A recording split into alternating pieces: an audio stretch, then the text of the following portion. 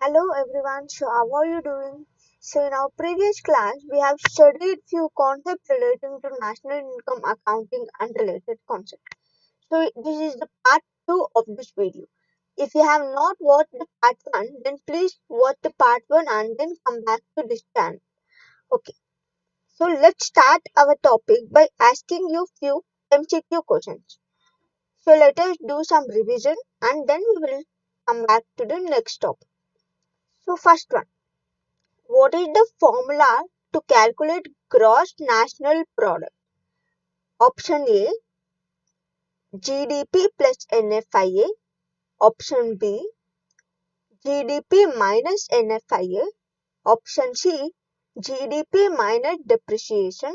Option D, GDP plus depreciation. I'll repeat my question. How to calculate gross national product? Option A, gross domestic product, that is GDP plus NFIA. Option B, GDP minus NFIA. Option C, GDP minus depreciation. And option D, GDP plus depreciation. So what is the correct answer? So the correct answer is, whenever you are calculating national, what you have to do? You have to add NFIA for what? For domestic. So that is option A is the correct answer.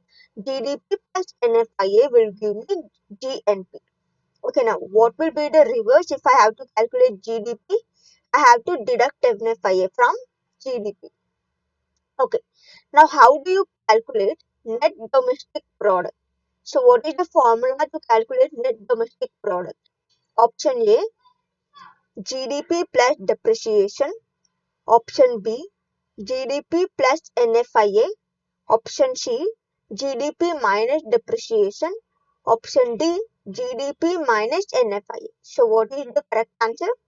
The correct answer is, whenever you are calculating net, it means the depreciation is not included. You have to deduct the depreciation from GDP. So the correct answer will be GDP minus depreciation, that is option C. Okay. So now let us move to the next question. So the next question is,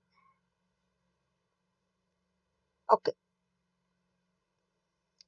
So what is the formula to calculate GDP at market price? So what happens in market price?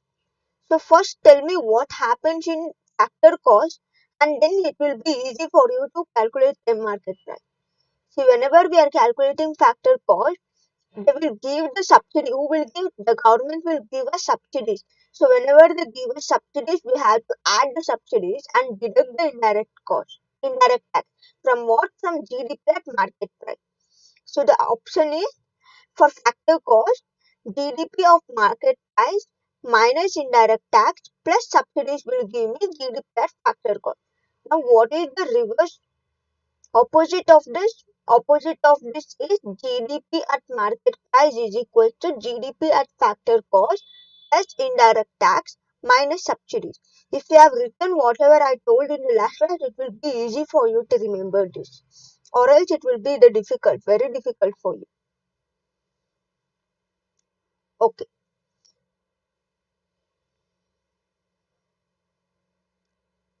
So next question. So next, let's go to the next question.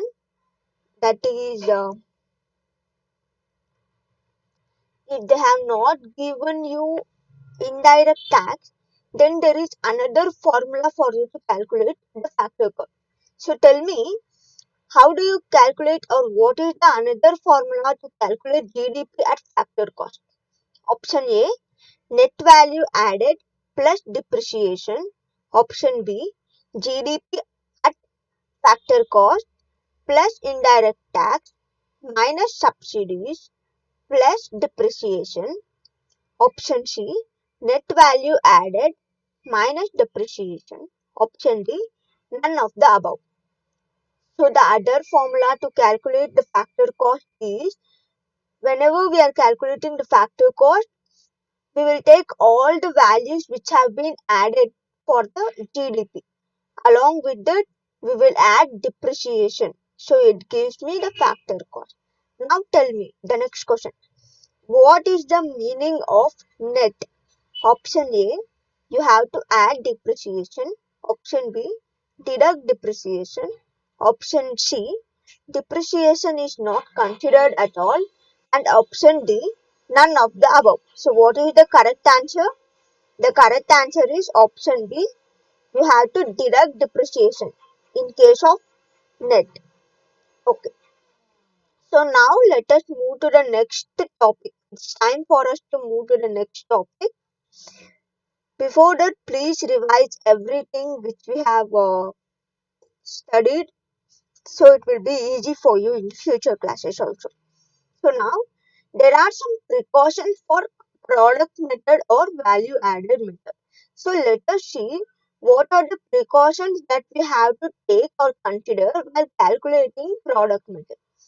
So the first one is problem of double counting. So what is the problem of double counting? See, suppose I am manufacturing chocolate. For that I need cocoa and butter. While processing, I have only done half of the processed chocolate. I have melted the butter, I have melted the cocoa, and now I have to mix it. After mixing, it gives me one product, that is semi-finished good. After that, what I have to do? I have to pour it into the mold and then I have to keep it in the fridge. Then it will go to the finished product. So before incurring the finished goods, whatever the goods or whatever the values you put in between are known as a semi-finished good. So if you take these semi-finished goods into consideration, then after finished good, if you have to take this value again, there will be double counting, right? So they are telling you have to avoid double counting. In order to avoid double counting, please take only the goods or values which are finished goods or finished product only. Please don't take semi-finished goods or raw material. If you take that, it will be double counting. Or also what you can do is, in the current year, if you have melted the butter and you have done some semi-finished goods and you have taken those value for the calculation of GDP, then while calculating the GDP for the next year for finished goods, what you have to do is, suppose my total value is 100 rupees, in that 50 is for previous year, that is for semi-finished goods it is 50 value, and for finished goods it gives me 100 value. So now what I have to do while calculating the GDP for next year, I have to subtract 100 minus 50, it gives me 50. I have to take only 50 for calculation. So that's what the second point is all about. Value add is in particular year. You have to add only the value of the goods which is for current year. Now, suppose if I have a house and have constructed a first floor in the house. Now, whatever the value that has incurred for me for building that first floor, I have to take only that value, only the appreciation which I had done, that should only be taken into consideration. Please avoid the background noise. I'm sorry for that. That is the, I'm really sorry, I can't help it. Okay, so coming back to the stock appreciation, I have to only include the value which have appreciated. So I have constructed the first floor, right? So I have to take only that value. Now, now suppose I am preparing the chocolate, as I have given the previous example for you. I am preparing the chocolate. Now, suppose I have to prepare 100 chocolate. Now, if I self-consume one or two of the chocolates, then those are to be included in the product method. That too in the market price only. Why have to include them in the market price? Why I can't deduct it and why I can't include it? The answer is there should not be any discrimination between you or other people. If it is you have consumed or other person, you have sold it to other person, that doesn't matter. You have to include those at the market prices only. So I hope you understood this concept. Only four concepts. Now, tell me what precautions to be taken while calculating product method. Semi-finished goods to be included. Option A, semi-finished goods to be included. Option B, previous year's value to be included. Option C, value of all the stock, if it is appreciated or not, should be included. Option D, self-consumption should be included. So what was my question? What are the precautions to be taken while calculating product method? So what is the correct answer? Self-consumption to be taken, that is option D. Okay. They have also given some precautions for calculating the expenditure method also. So let us see them also. First of all, in expenditure method, what happened? We will do expenses. In what?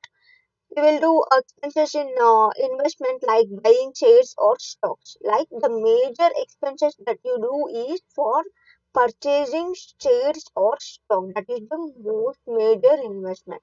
Now, when you buy or sell any stocks or shares in the stock market, it should not be included in the expenditure method. The reason is whatever the shares or stock is there in the stock market, that is all of second hand goods. Why? Because when the company has issued the shares at first time, they will commonly issue those shares in initial public offering, that is IPO. Now, if I go purchase any shares in IPO, then I will be liable to include those expenses in expenditure method. Suppose I have purchased those in IPO and now you are purchasing those shares from me. You should not include those expenses in expenditure method because I've already included while purchasing for the first time. I've already included it in the expenditure method. Now, if you include it again, there will be double counting. That's why they are saying that you have to exclude the second hand goods because there will be double counting. Okay. Okay, that is for shares. I'm really sorry. That is for old shares or old bond. Now, second hand goods mean suppose if you purchase any goods which is of second hand in nature. Now, like any mobile phones, laptops, anything, then you should not include them in the expenditure method. Why? Because the person who has purchased it for first time has already included in the expenditure method. If you include it again, there will be double counting. Hence, we should not include the second hand goods and old shares and bonds also. Now, as I told you, as we studied in our previous slide, that was the government will do major expenses, right? The government will do major expenses. Now, in that expenses, transfer payment is also one. Now, what is transfer payment?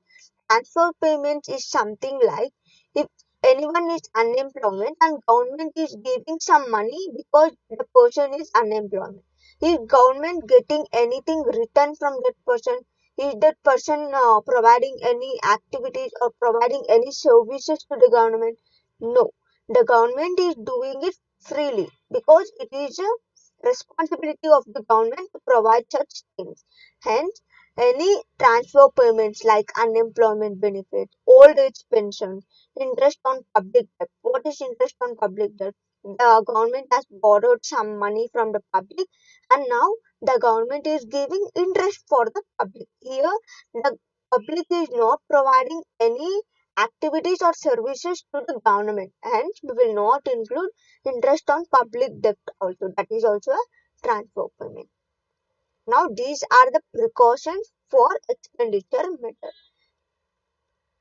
Now, what are the precautions to be taken for income method? So, people get income, right? So, what are those income? If he is working, he will get wages or salaries, interest, rent, if he has house property. Okay. Now, transfer payments. See, government is giving some benefits to the people and people are getting those benefits. It is an income for them. So these incomes should not be included in income method also. Like gift, donations, scholarship, any taxes which are paid like indirect taxes should not be included in income method. Okay, now illegal money which are earned through smuggling and gambling should also not to be included. It may be any illegal money. It may be any illegal money which have which you have got. You should not include in income method. And windfall gain. Now, what is windfall gain? Something like a lottery. You have won any prize in any competition. So, like this, it should not be included in income method. Now, as I told you earlier, whenever you go purchase a shares or bonds in the stock market, they will give you the receipt. Now, these receipt, if it is not for the financial year, if it is not for the financial year, it should be ignored. Suppose you have buying that shares for second hand, that is you're buying it from stock market, and if you get the receipt, you should not include it. But if you get any receipt from initial public offering, you should see whether it is for particular financial year or not. If it is not for the particular financial year, you should not include it. Now, okay. So these are the precautions that you have to take for product method, income method, and expenditure method. Now let us go to the next topic.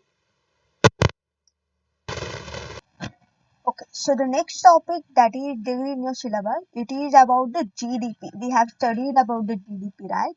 Now tell me what are the components that are there in the GDP? What are the three different ways to measure GDP? Option A, product method. Option B, expenditure method. Option C, income method. Option D, all the above. Yes, the answer is all the above.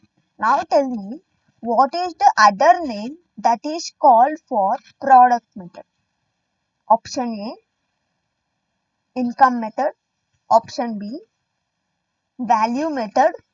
Option C, value added method. Option D, none of the above. The correct option is option C, value added method. Okay. Okay, and then we studied about the GDP at factor cost also, right? So, and then we also studied about the market price, GDP at market price. The next topic that is there for you is nominal and real GDP. So, before moving to the nominal and real GDP, let us understand how to calculate the nominal and real GDP, and then we will also study about the GDP deflator which is there in the syllabus. See, this is all not there in your syllabus, but I am telling you this because it will be very easy for you to understand. Please concentrate on these things. So now let us assume there is a year and there is a particular product at which a person is selling. So let us consider a person is selling fruits, and now the constant price, that is the constant price for 2017, 2018 and 2019 is 10 rupees. Same. As the name tells constant, the constant means what? It is fixed. There will not be change. There will not be any change. Hence, it is constant. And current. So, what do you mean by current? It will be changing. It will be changing. Okay.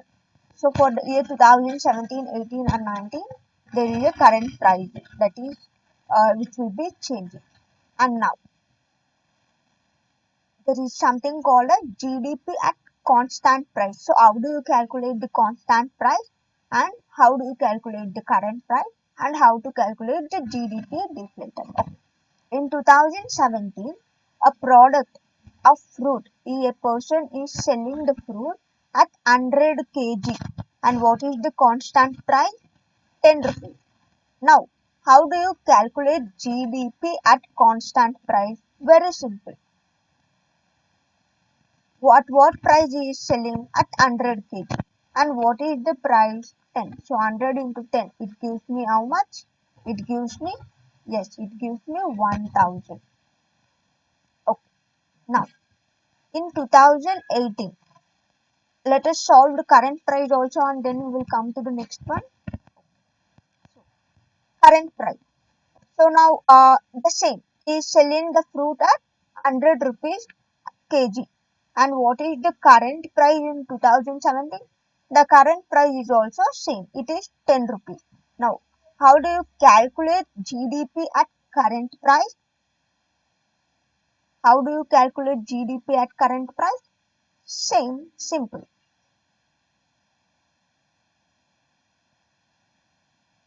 100 into 10. How much it gives me? It gives me again 1000. So, don't get confused. So, this is A and this is B. This is C. Oh my god. So this is C. Okay, now A into B. It gives me what? It gives me constant price. And A into C. It gives me what? Current price. Now how do you calculate GDP deflator? Very simple. GDP deflator is calculated very simple. How? We will take the current price. We will take the current price and then it will be divided by the constant price. It will be divided by what? It will be divided by constant price and we will take current price into 100. Very simple, right? We will take current price divided by constant price into 100. Okay. Now, tell me what is the current price? It is 1000. So, what is the constant price? It is also 1000. So, 1000 divided by 1000 into 100. How much it will give me? 1000 divided by 1000 into 100 will give me 100 rupees only, right? Give me 100 rupees only. So the GDP deflator is how much? 100. Okay, now we will come to the 2018. See, I am very slow here because you have to know this topic. Otherwise, it will be very difficult for you. You won't understand anything in this. So that is why I am very slow here. So what is the next? In 2018, what is happening? In 2018, I'll just erase it off so that it will be easy.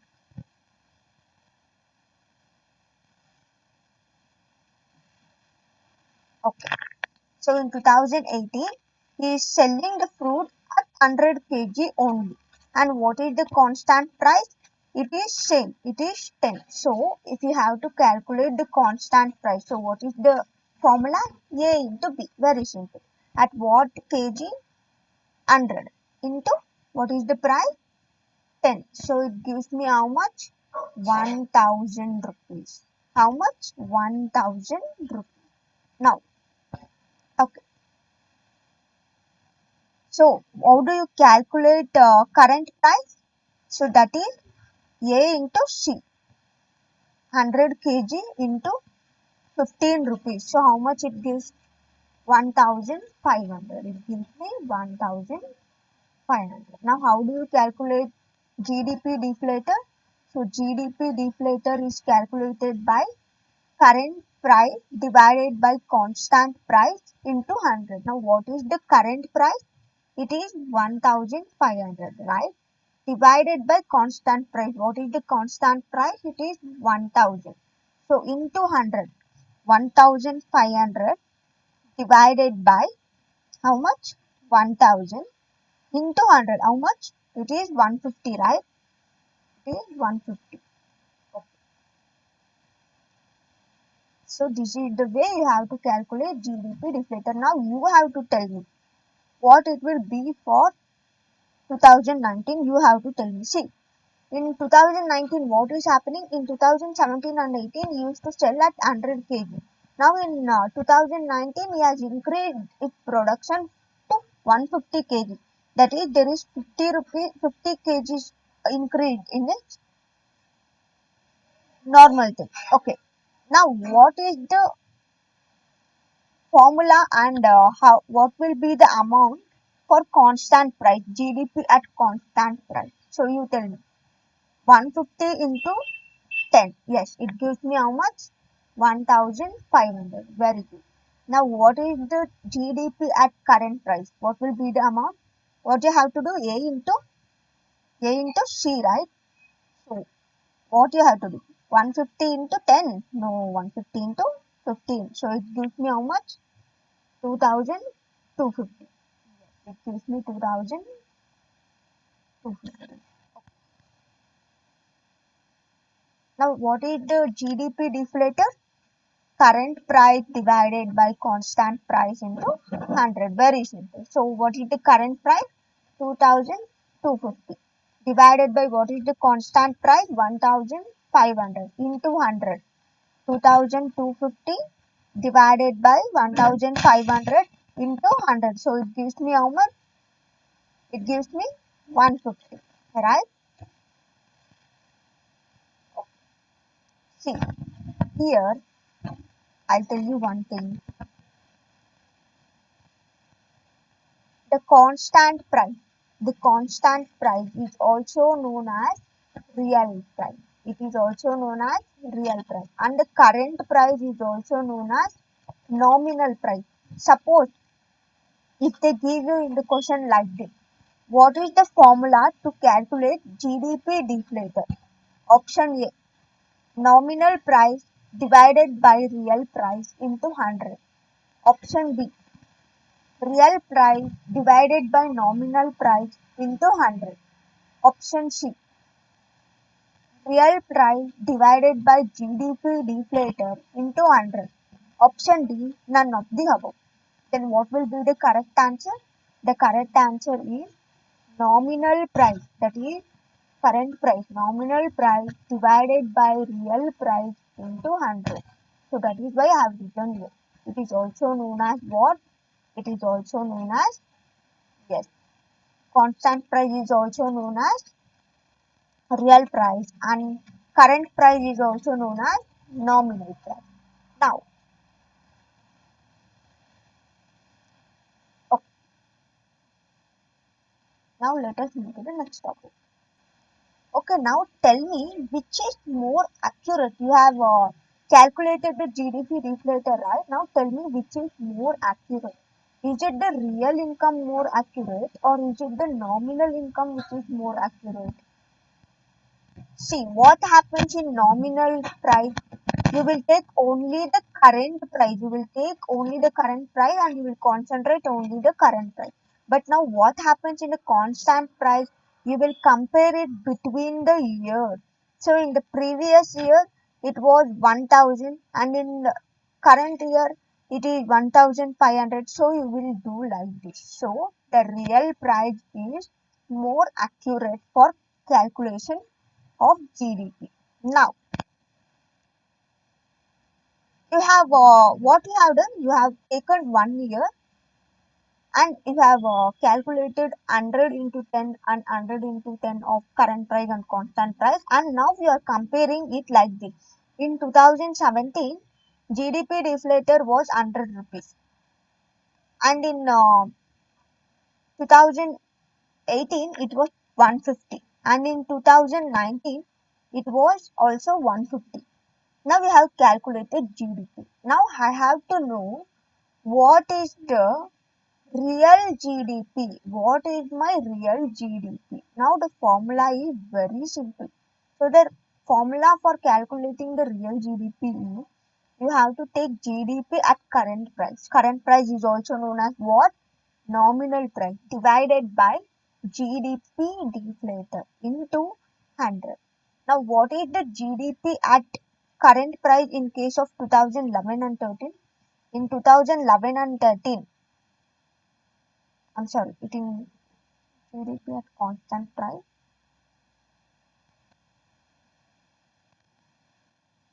Okay, Wrong year.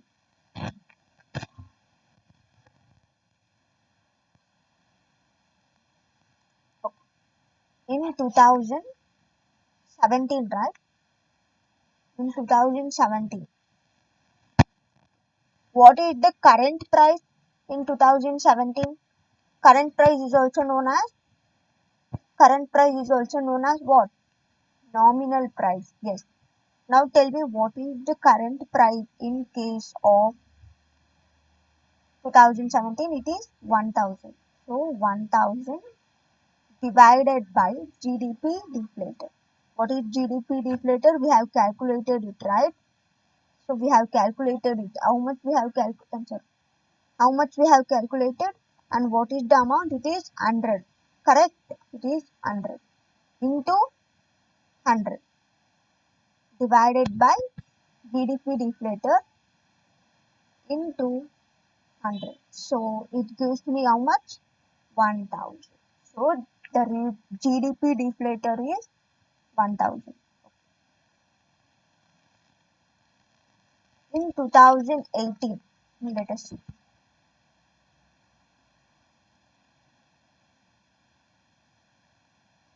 In 2018,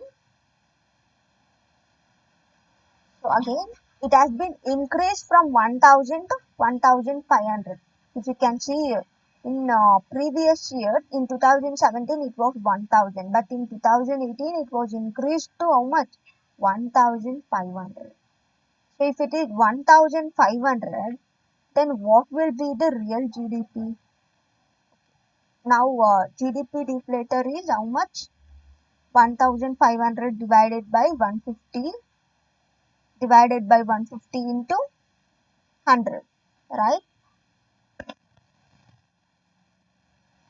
So this gives me how much? This gives me 1000 again. So this is the real GDP. This is how we have to calculate the real GDP. Okay. Now coming to the base year. See, whenever you have to calculate between 2 years, you have to take 1 year as a base year. So this base year will be set by the government itself. Currently, we are taking 2011 and 12 as base year. Now you may get a question: how do the government will choose the base year?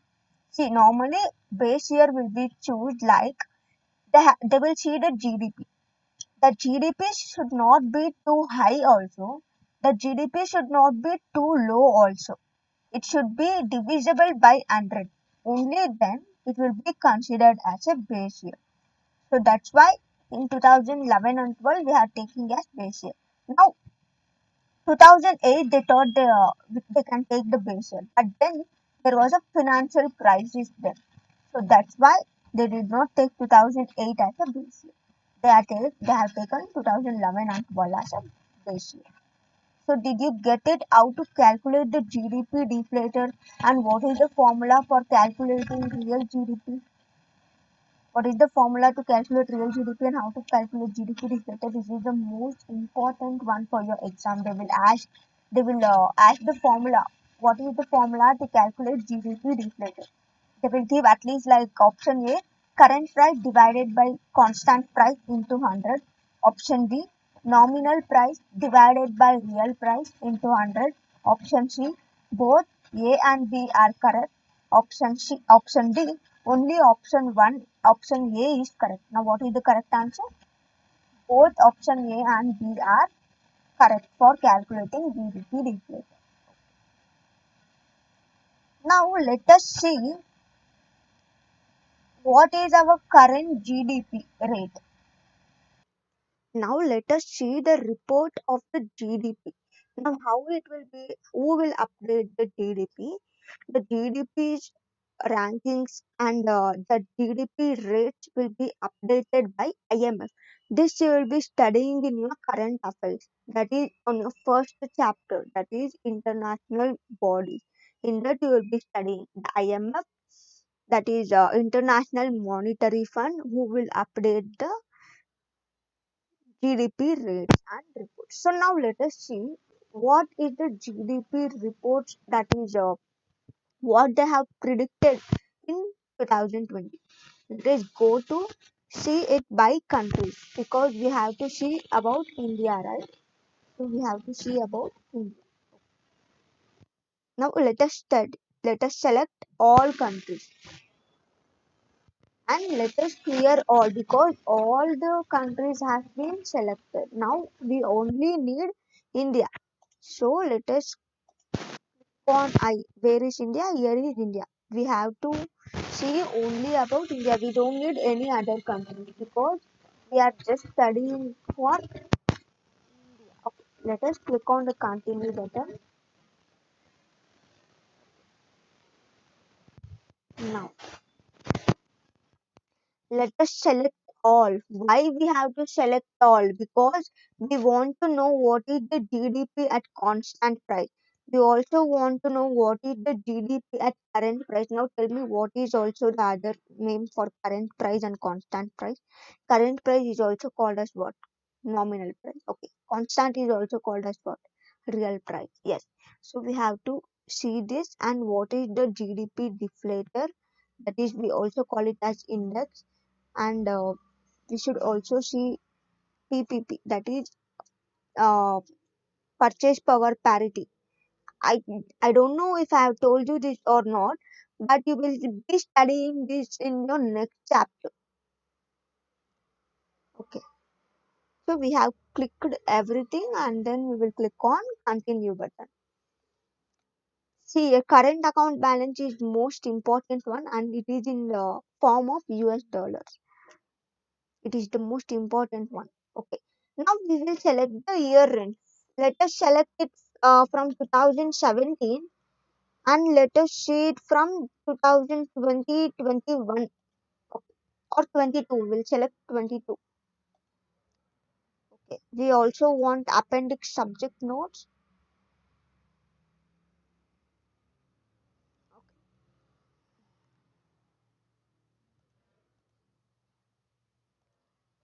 Okay. We'll click on prepare report.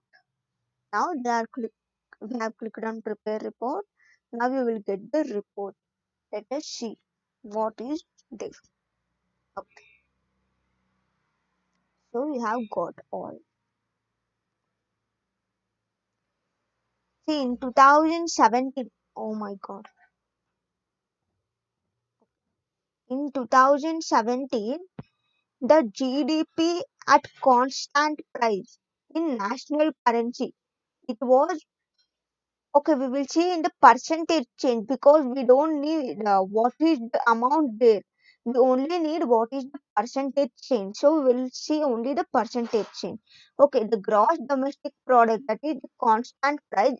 It was in 2017. It was 7.004 and in 2018 it decreased from 7.004% to 6.120% and in 2019 it has again decreased from 6.120% to 4.18% and in 2020 it was minus 10.10%.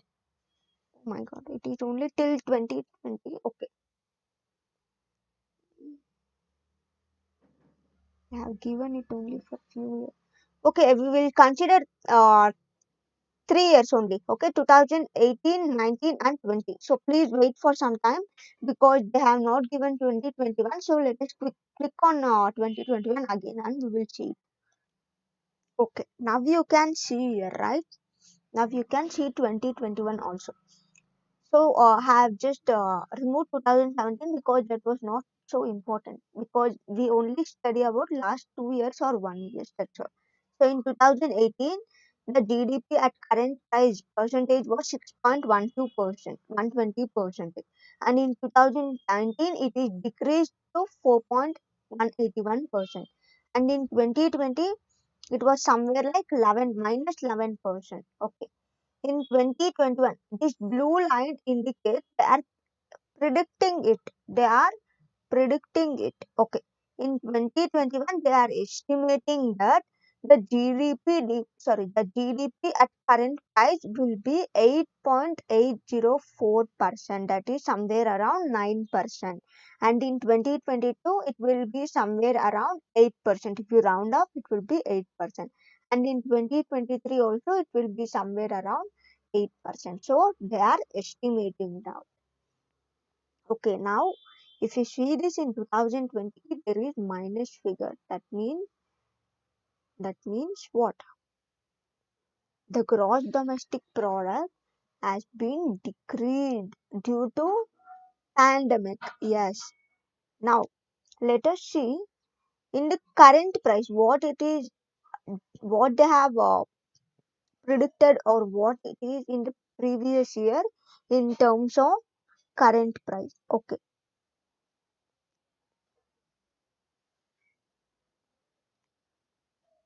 So in current, oh my god.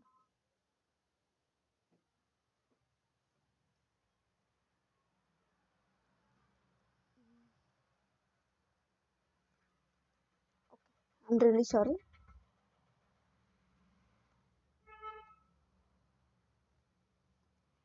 So in current price, let us see what they have given. So they have not given in percentage change, right? Okay, they have not given in the percentage change, but we'll look at the current price in terms of purchasing power parity and in terms of national currency. We don't need US dollar, that is not important. So in 2018, it was 1,89,000, 1,89,712,400. That is how much? That is, it was something like 139.81 lakhs crore. Okay. In 2019, it was somewhere like 145.65 lakhs crore. In 2020, 130.67 lakhs crore. And in 2021, they are predicting it to 142.17. And in 2022, they are estimating or predicting at 153. It will increase. It will increase. Okay. So here, okay.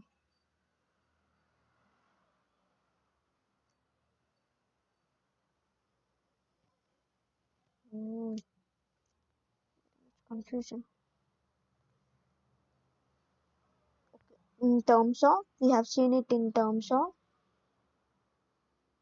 I'm really sorry, I have said it in terms of constant price. I'm really sorry.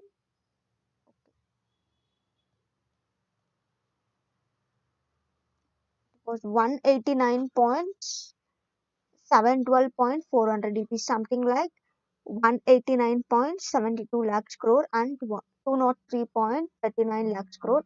And in 2020, they are estimating somewhere, sorry, in 2020, it was something like 190.53 lakh crore.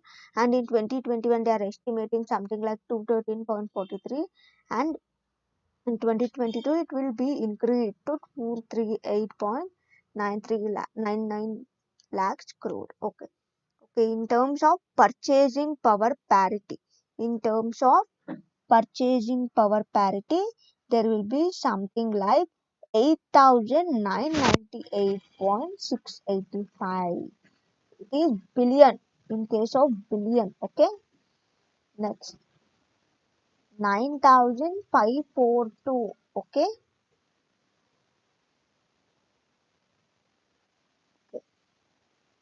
Now it is in case of 2020, it is 8,681.303. In 2021, they are estimating it to 9,650. The rest of the things is all not important. Let us see the GDP deflators index. Okay. If you want to see the notes, you can also view the notes here. The index is somewhere like 135.68, and it is something like 140. If you round up, it is something like 140. And here it is something like 146 or something.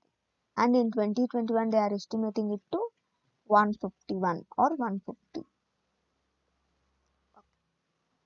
Now the rest of the things are not much important. Let us go to the currency, that is current account balance. So what is the current account balance in India? In terms of percentage of GDP, we will see in terms of percentage of GDP.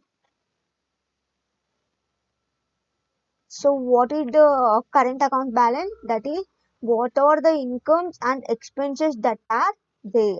Okay, in 2018 and 19, there is negative balance. That means there is a deficit in current account balance. Is it good for India or is it bad for India? It is bad for India. Now, in 2020, there is 0.329 positive, and in 2021 there is negative again 0.931%. Okay, is it all fine, or is this information enough for you, or still you need more information from my side? If you need more information from my side, please let me know in the comment section below. Okay. Now the next topic is about the income. So let us study what are the types of income. So we have studied about the rent, right? We have also studied about wages and interest. Now what is mixed income? See, mixed income means whatever the profits you get in unincorporated firm or self-employed or partnership. Now what is in incorporated firms and unincorporated firms? Incorporated firms are the firms which are artificially bounded by law. Now, unincorporated firms like self-employment, sole proprietorship, partnership, etc. Incorporated firms example LLP, limited liability partnership. Okay. Now, dividends and direct tax on person. So, what is direct tax for person? So whenever you purchase any goods or services, you have to pay tax, that is GST, right? And there is something called as whenever whenever a firm will earn a profits, right? Normally firm will not get salary. They will earn profits. On that profit, they have to pay the tax also. And undistributed corporate profits or business savings. It is also called as retained earnings, and it is also called as business saving. Normally, the company gets a profit. In that profit, if they did not distribute the profit it's to the shareholders or to any employee, if they keep it for themselves, assuming that it will be useful for future, then it is known as retained earning. The next one is profits and surplus of public undertaking. What is public undertaking? It is a government owned company, and if it earns any profits or surplus, it is also an income. Next one is net factor income from abroad, that is exports minus imports. Why do we have to deduct the imports? Tell me, why do we have to deduct the imports? Because what happened in import, we are receiving goods, and we are paying money. Money is going out or money is coming in? Money is going out. So we have to deduct it. Income is going out. I have told you in the previous video. If income is going out, you have to deduct it. If income is coming in, you have to add it. So in case of exports, what it happens? Money is going out or coming in? We are sending goods to other country. The country will give us money. So that money is coming in. So we have to add in exports. Okay. I have told you in calculating of GDP, we have to completely exclude transfer payments, right? But here, while calculating domestic income, we have to add the transfer payments. In case of private incomes or personal incomes or public income, we have to add transfer payments, which we'll be studying now. And social security contribution. What is social security contribution? The company will contribute some form of money to PF, gratuity, house, house accommodations, etc. So that is social security contribution. Next is interest on public. Okay. Now what we have to do in case of domestic income? So in case of domestic income, we will add rent, wages, interest, mixed income, dividends, direct tax on person, direct tax on corporate or profit tax, then the undistributed corporate profit, profit on surplus, and rest of the things, that is NFIA, transfer payment, social security contribution, interest on public debt, we will deduct.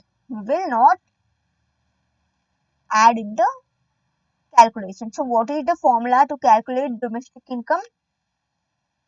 What is the formula to calculate domestic income? Very simple.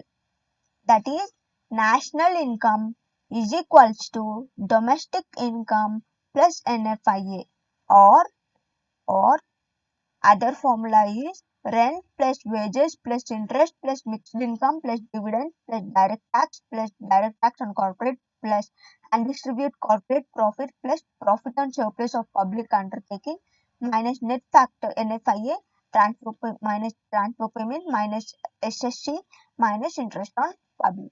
Next one is national income. In national income, I have told you we will include NFIA. So, what is the difference in domestic? In domestic income, we used to deduct NFIA, but in national income, we will add NFIA. That is the only difference. Okay. In private undertaking or in private income, while calculating private income, what we will do? We will also take transfer payments but exclude public undertakings of profit and surplus. Why we have to deduct profit and surplus of public undertaking? Very simple, because we are calculating private income. So we have to exclude public undertakings, right? So now what is the difference in previous and now? In previous, I'm sorry, the previous formula which I told you, it is for national income. That is national income is equal to domestic income plus NFI. Very simple. Now, in case of private income, what you will do? Domestic income. Private income is equal to domestic income plus NFIA plus transfer payment minus profit and surplus of public undertaking minus SSC. That's all. And also you have to include interest on public debt. Interest on public debt. Why we have to include interest on public debt here? Because the firm has taken the loan from the public and giving interest to the public. So we have to take it into the consideration. So formula is national income minus profit and surplus of public undertaking minus social security contribution plus transfer payment plus interest on public debt, or other way around, which I have told you before. Now, in case of personal income, personal, I'm telling you personal, that is individual ka income. In individual ka income, we will not include corporate profit, okay, undistributed corporate profit and direct tax corporate profit, and also social security contribution, because the company are contributing them. So we have to exclude, and all others are included here. So the formula is personal income is equals to national income minus undistributed corporate profit minus direct tax corporate plus transfer payments plus interest on public debt minus social security contribution, or personal income is equals to private income minus undistributed corporate profit minus direct tax on corporate. So if you can see in the previous one, what is excluded here? Profit and surplus of public taking and SSC is excluded here. But here what we have done, we are not including what? Direct tax on corporate profits, right? So here we have to include this both. direct tax, but we have deducted here, and social security contribution also we have deducted. Okay, so that is why this way. Now, personal disposable income. Now, what is disposable income? See, suppose I get income of rupees 10,000, and in that 10,000, I will do 5,000 for expenses, and all remaining 5,000 is my, and also in that 5,000 I have paid the tax also. Now, remaining 5,000 is my amount. Okay.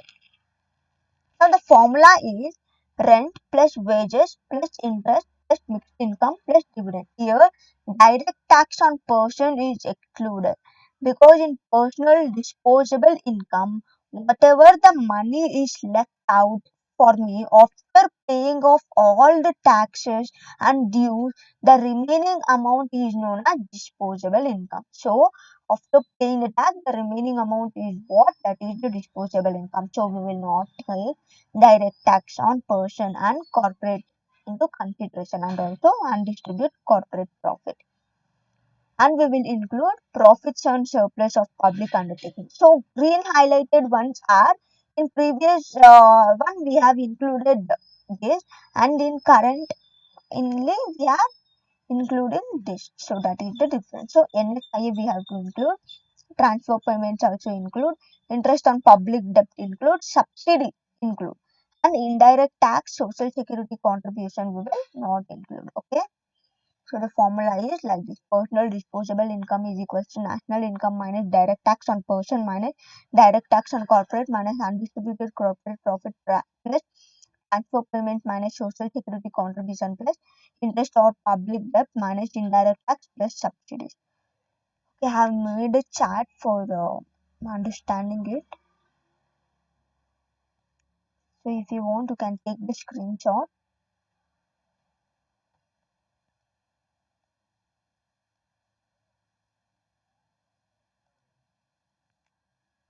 Okay.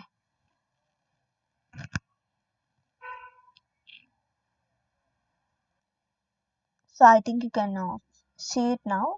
So you can take the screenshot if you need. So what we have done here, very simple.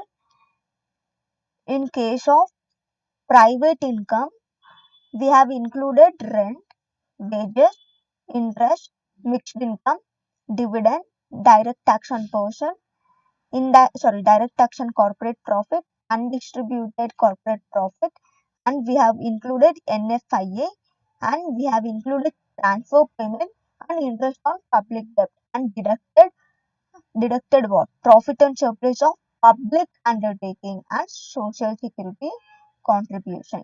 Okay. In case of personal income, what we have done? We have included rent, wages, interest, mixed income, dividends, direct tax on person, and profit and surplus of public undertaking, net NFIA, transfer payments, and interest on public debt, but deducted only to, that is direct tax on persons and corporate. In personal disposable income, rent, wages, interest plus mixed income plus dividend plus profits and surplus of public undertaking plus NFIA plus transfer payment plus interest on public debt plus subsidies and deducted for, that is direct tax on person and company corporate and undistributed corporate profit and indirect tax. In case of domestic income, what we have to do? We have to take rent plus wages plus interest plus dividend plus dividend. Okay. So this is all about the national income. So I hope you understood all the topics clearly. So if you have any doubt, you can let me know in the comment section below. So this is just the formulas I have made for you for easy. You can take the screenshot or you can refer to them. Okay, I have to tell you about the per capita income and real per capita income, right? Okay. See, per capita income means whatever the salary that is there in the country for 1 year, that is per capita income. Whatever the salary that each individual has earned in 1 year in our country is known as the per capita income. Now, national income of the year divided by population of the year will give me per capita income.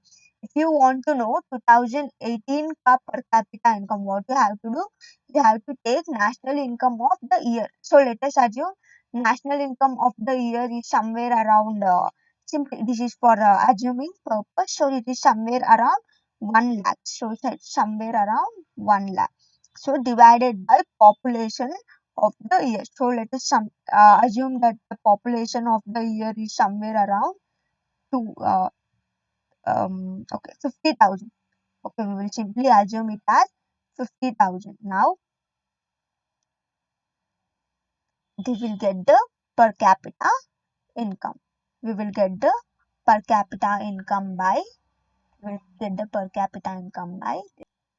Now, if you want to know about the real per capita income, that is real national income. You have to take real national income of the year divided by population.